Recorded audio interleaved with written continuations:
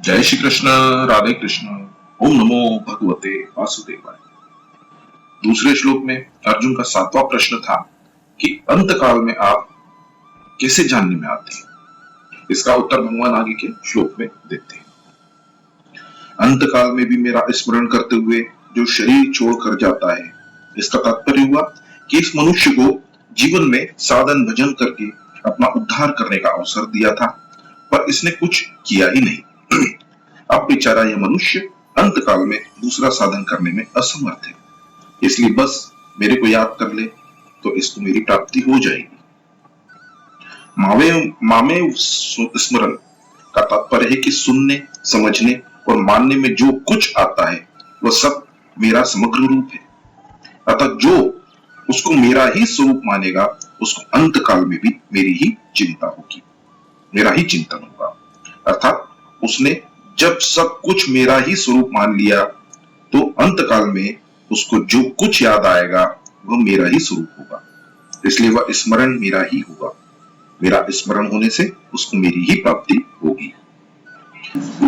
मद्दावम कहने का तात्पर्य है कि साधक ने मेरे को जिस किसी भिन्न अथवा अभिन्न भाव से, अर्थात सगुण, निर्गुण, साकार, निराकार, द्विभुज, चतुर्भुज तथा नाम, लीला, धाम, रूप आदि से स्वीकार किया है, वह मेरी उपासना की है। अंत समय के स्मरण के अनुसार वह मेरे उसी भाव को प्राप्त होता है। जो भगवान की उपासना करते हैं वे तो अंत समय में उपास्य का स्मरण होने से उसी उपास्य को अर्थात भगवत भाव को प्राप्त होते हैं, परंतु जो उपासना नहीं करते उनको भी अंत समय में किसी कारणवशात भगवान के किसी नाम, रूप, लीला, धाम आदि का स्मरण हो जाए तो वे भी उन उपासकों की तरह उसी भगवत भाव को प्राप्त हो जाते हैं। तात्पर्य है कि जैसे गुणों में स्थित रहने वालों की और अंत काल में जिस जिस गुणों के बढ़ने वालों की वैसी ही गति होती है, ऐसे ही जिसको अंत में भगवान याद आ जाते हैं उसकी भी उपासकों की तरह ही गति होती है, अर्थात भगवान की प्राप्ति होती है। भगवान के सगुण, निर्गुण, निराकार, साकार आदि अनेक रूपों का और नाम, लीला, धाम आदि का भेद तो साधकों की दृष्टि से है। अंत में सब एक हो जाते हैं, अर्थात अंत में सब एक मद्भाव भगवत भाव को प्राप्त हो जाते हैं, क्योंकि भगवान का समग्र स्वरूप एक ही है। परंतु गुणों के अनुसार गति को प्राप्त होने वाले अंत में एक नहीं हो सकते, क्योंकि तीनों गुण सत्व, रज, तम अलग अलग है। अतः गुणों के अनुसार उनकी गतियां भी अलग अलग होती हैं। भगवान का स्मरण करके शरीर छोड़ने वालों का तो भगवान के साथ संबंध रहता है, पर गुणों के अनुसार शरीर छोड़ने वालों का गुणों के साथ संबंध रहता है। इसलिए अंत में भगवान का स्मरण करने वाले भगवान के सम्मुख हो जाते हैं, अर्थात भगवान को प्राप्त हो जाते हैं, और गुणों से संबंध रखने वाले गुणों के सम्मुख हो जाते हैं, अर्थात गुणों के कार्य जन्म मरण को प्राप्त हो जाते हैं। भगवान ने एक यह विशेष छूट दी है कि मरणासन्न व्यक्ति के कैसे ही आचरण रहे हों, कैसे ही भाव रहे हों, किसी भी तरह का जीवन बीता हो, पर अंत समय में, अंत काल में वह भगवान को याद कर ले तो उसका कल्याण हो जाए। कारण कि भगवान ने जीव का कल्याण करने के लिए ही उसको मनुष्य शरीर दिया है, और जीव ने उस मनुष्य शरीर को स्वीकार किया है।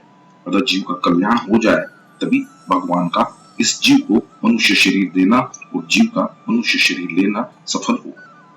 परंतु वह अपना उद्धार किए बिना ही आज दुनिया से विदा हो रहा है। इसके लिए भगवान कहते हैं कि भैया तेरी और मेरी दोनों की इज्जत रह जाए, इसलिए अब जाते जाते अंत काल में भी तू मेरे को याद कर ले तो तेरा कल्याण हो जाए। अतः हर एक मनुष्य के लिए सावधान रहने की जरूरत है कि वह सब समय में भगवान का स्मरण करे, अतः कोई खाली समय न जाने दे, क्योंकि अंतकाल का पता ही नहीं है कि कब आ जाए। वास्तव में सब समय अंतकाल ही है। यह बात तो है नहीं कि इतने वर्ष, इतने महीने और इतने दिनों के बाद ही मृत्यु होगी। देखने में तो यही आता है कि गर्भ में ही कुछ बालक मर जाते हैं, कई जन्मते ही मर जाते हैं, कई कुछ दिन में, महीनों में और वर्षों में मर जाते हैं। इस प्रकार मरने की चाल हरदम चल ही रही है। अतः सब समय में भगवान को याद रखना चाहिए और यही समझना चाहिए कि बस यही अंतकाल में।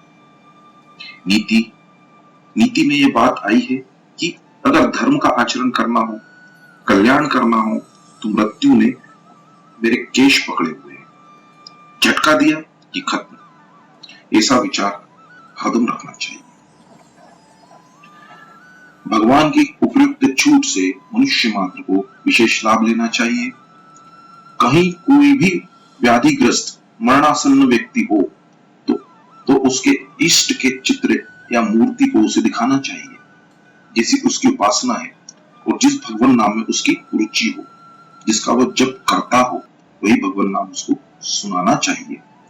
जिस स्वरूप में उसकी श्रद्धा हो, विश्वास हो, उसकी याद दिलानी चाहिए। भगवान की महिमा का वर्णन करना चाहिए, गीता के श्लोक सुनाना चाहिए। अगर वह बेहोश हो जाए तो उसके पास भगवान नाम का जप कीर्तन करना चाहिए, जिससे उस मरणासन्न व्यक्ति के सामने भगवत संबंधी वायुमंडल बना रहे। भगवत संबंधी वायुमंडल रहने से वहां यमराज के दूत नहीं आ सकते। अजामिल के द्वारा मृत्यु के समय नारायण का नाम उच्चारण करने से वहां भगवान के पार्षद आ गए। तो यमदूत भागकर यमराज के पास में गए, तो यमराज ने अपने दूतों से कहा कि जहां भगवान नाम का जप, कीर्तन, कथा आदि होते हो, वहां तुम लोग कभी मत जाओ, क्योंकि वहां हमारा राज्य नहीं है। ऐसा कहकर यमराज ने भगवान का स्मरण करके भगवान से क्षमा मांगी कि मेरे दूतों के द्वारा जो अपराध हुआ है उसको आप क्षमा करें। अंतकाल में स्मरण का तात्पर्य है कि उसने भगवान नाम का जो इस स्वरूप मान रखा है उसकी याद आ जाए। अर्थात उसने पहले राम, कृष्ण, विष्णु, शिव, शक्ति, गणेश, सूर्य, सर्वव्यापक विश्व रूप परमात्मा आदि में से जिस स्वरूप को मान रखा है, उस स्वरूप के नाम, रूप, लीला, धाम, गुण, प्रभाव आदि की याद आ जाए। उसकी याद करते हुए शरीर को छोड़कर जाने से वो भगवान को ही प्राप्त होता है। कारण कि भगवान की याद आने से मैं शरीर हूं और ये शरीर मेरा है, इसकी याद नहीं रहती। प्रत्युत केवल भगवान को ही याद करते हुए शरीर छूट जाता है। इसलिए उसके लिए भगवान को प्राप्त होने के अतिरिक्त और कोई गुंजाइश ही नहीं है। यह शंका होती है कि जिस व्यक्ति ने उम्र भर में भजन स्मरण नहीं किया, कोई साधन नहीं किया, सर्वथा भगवान से विमुख रहा, उसको अंत काल में भगवान का स्मरण कैसे होगा और उसका कल्याण कैसे होगा? इसका समाधान है कि अंत समय में उस पर भगवान की कोई विशेष कृपा हो जाए अथवा उसको किसी संत के दर्शन हो जाए, तो भगवान का स्मरण होकर उसका कल्याण हो जाता है। उसके कल्याण के लिए कोई साधक उसको भगवान का नाम, लीला, चरित्र सुनाए, पद गाए, तो भगवान का स्मरण होने से उसका कल्याण हो जाता है। अगर मरणासन्न व्यक्ति को गीता में रुचि हो तो उसको गीता का 8वां अध्याय सुनाना चाहिए, क्योंकि इस अध्याय में जीव की सदगति का विशेषता से वर्णन आया है। इसको सुनाने से उसको भगवान की स्मृति हो जाती है, कारण कि वास्तव में परमात्मा का ही अंश होने से उसका परमात्मा के साथ स्वतः संबंध है ही। अगर अयोध्या, मथुरा, हरिद्वार, काशी आदि किसी तीर्थ स्थल में उसके प्राण छूट जाए तो उस तीर्थ के प्रभाव से उसको सब भगवान की स्मृति हो ही जाएगी। अयोध्या, मथुरा, काशी। अयोध्या, मथुरा, माया, काशी, काची, अवंतिका, पुरी, द्वारपाती, चैव सप्तेता मोक्षदायिका। ऐसे ही जिस जगह भगवान के नाम का जप, कीर्तन, कथा, सत्संग आदि होता है, उस जगह उसकी मृत्यु हो जाए तो वहां के पवित्र वायुमंडल के प्रभाव से उसको भगवान की स्मृति हो सकती है। अंतकाल में कोई भयंकर स्थिति आने से भयभीत होने पर भी भगवान की याद आ सकती है। शरीर छूटते समय शरीर, कुटुंब, रुपए आदि की आशा, ममता छूट जाए और यह भाव हो जाए कि हे नाथ, आपके बिना मेरा कोई है ही नहीं, केवल आप ही मेरे हैं, तो भगवान की स्मृति होने से कल्याण हो जाता है। जैसे ही किसी कारण से अचानक अपने कल्याण का भाव बन जाए तो भी कल्याण हो सकता है। एक बार एक सज्जन गंगा जी से होकर आए थे और सबको गंगा जल का आचमन दे रहे थे। वहां एक व्यक्ति खड़ा था। उसको जब वे आचमन देने लगे तो उसने कहा, मेरे पाप बहुत है, मेरी जानकारी में मैंने बहुत पाप किए हैं, इसलिए इतने थोड़े से गंगा जल से मेरे पाप कैसे कट जाएंगे, मेरा कल्याण कैसे हो जाएगा। तो उससे उससे पूछा कितना चाहिए। उसने कहा लोटा भर दे दो। उस सज्जन ने उसे लोटा भर गंगा जल दे दिया। उसने उस लोटा भर गंगा जल को पी लिया और कहा अब मेरे पाप नहीं रहेंगे। यह सब घटना वहां के एक भाई ने सुनी थी। बाद में उस भाई ने बताया कि वह व्यक्ति जब मरा तब उसके प्राण 10वें द्वार को फोड़कर निकले, अर्थात उसका कल्याण हो गया। ऐसे ही कोई साधक किसी प्राणी जीव जंतु के मृत्यु समय में उसका कल्याण हो जाए इस भाव से उसको भगवान नाम सुनाता है, तो उस भगवान नाम के प्रभाव से उस प्राणी का कल्याण हो जाता है। शास्त्रों में तो संत महापुरुष के प्रभाव की विचित्र बातें आती है कि यदि संत महापुरुष की मरणासन्न व्यक्ति को देख ले, अथवा उसके मृत शरीर मुर्दे को देख ले, अथवा उसकी चिता के धुएं को देख ले, अथवा चिता की भस्म को देख ले, तो भी उस जीव का कल्याण हो जाता है।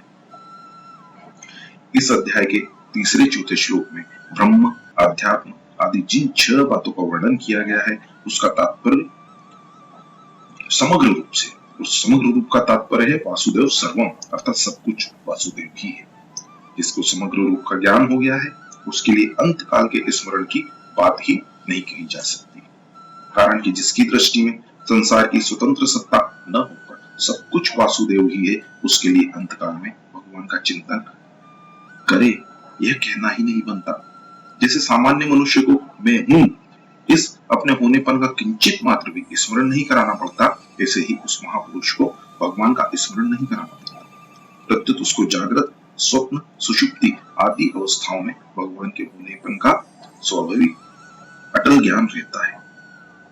पवित्र से पवित्र अथवा अपवित्र से अपवित्र किसी भी देश में उत्तरायण, दक्षिणायन, शुक्ल पक्ष, कृष्ण पक्ष, दिन, रात्रि, प्रातः, साय आदि किसी भी काल में जागृत, स्वप्न, सुषुप्ति, मूर्छा, रुग्णता, निरोगिता आदि किसी भी अवस्था में और पवित्र अथवा अपवित्र कोई भी वस्तु, व्यक्ति, पदार्थ आदि सामने होने पर भी उस महापुरुष के कल्याण में किंचित मात्र भी संदेह नहीं रहता। उपयुक्त महापुरुषों के सिवाय परमात्मा की उपासना करने वाले जितने भी साधक हैं, वे चाहे साकार के उपासक हों अथवा निराकार के उपासक, चाहे सगुण के उपासक हों अथवा निर्गुण के उपासक, चाहे राम, कृष्ण आदि अवतारों के उपासक हों, भगवान के किसी भी नाम, रूप, लीला, धाम आदि की श्रद्धा प्रेम पूर्वक उपासना करने वाले क्यों न, उन सबको अपनी अपनी रुचि के अनुसार अंत समय में भगवान के किसी भी स्वरूप, नाम आदि का स्मरण हो जाए तो वो भगवान का ही स्मरण है। साधकों के सिवाय जिन मनुष्यों में भगवान है ऐसा सामान्य आस्तिक भाव है और वे किसी उपासना विशेष में नहीं लगे, उनको भी अंत समय में कई कारणों से भगवान का स्मरण हो सकता है।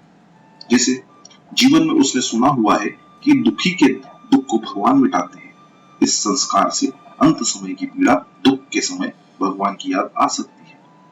अंत समय में अगर यह दुख दिखाई दे जाए तो भय के कारण भगवान का स्मरण हो सकता है। कोई सज्जन उसके सामने भगवान का चित्र रख दे, उसको दिखा दे, उसको भगवान नाम सुना दे, भगवान की लीला कथा सुना दे, भक्तों के चरित्र सुना दे, उसके सामने कीर्तन करने लग जाए तो उसको भगवान की याद आ जाए। इस प्रकार किसी भी कारण से भगवान की तरफ वृत्ति होने से वह स्मरण भगवान का ही स्मरण है। ऐसे साधक और सामान्य मनुष्यों के लिए ही अंतकाल में भगवत स्मरण की बात कही जाती है, तत्वज्ञ जीवन मुक्त महापुरुषों के लिए नहीं।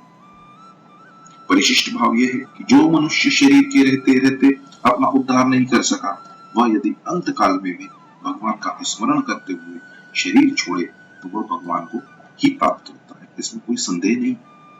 फिर जो सभी समय भगवान का स्मरण करता है वह अंत काल में भगवान का स्मरण करके भगवान को प्राप्त हो ही जाए, इसमें तो कहना ही क्या। भगवान ने मनुष्य को अपना उद्धार करने की बहुत स्वतंत्रता दी है, छूट दी है कि किसी तरह से उसका कल्याण हो जाए। ये भगवान की मनुष्य पर बहुत विशेष कृपा है। जय श्री कृष्ण, राधे कृष्ण। ओम नमो भगवते वासुदेवाय।